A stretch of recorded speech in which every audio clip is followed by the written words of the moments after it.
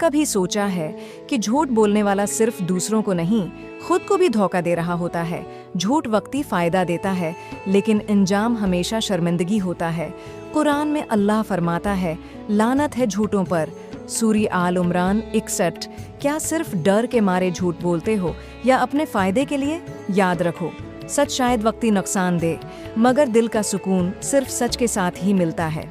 हज़रत अली अलैहिस्सलाम ने फरमाया, सच बोलना ईमान की अलामत है, तो क्यों ना आज से फैसला करें कि हम न सिर्फ सच बोलेंगे बल्कि सच का साथ भी देंगे, चाहे कुछ भी हो जाए।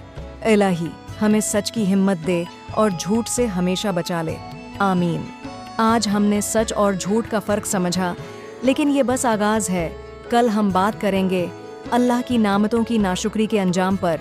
तब तक याद रखो, जो शुक्र करता है वो और पाता है, और जो नाशुक्री करता है वो सब कुछ खो देता है। हमारे चैनल को ज़रूर फॉलो करें ताकि आप कोई भी सबक, कोई भी सच्चाई मिस ना कर पाएं। अल्लाह हम सबको हदायत दे। आमीन।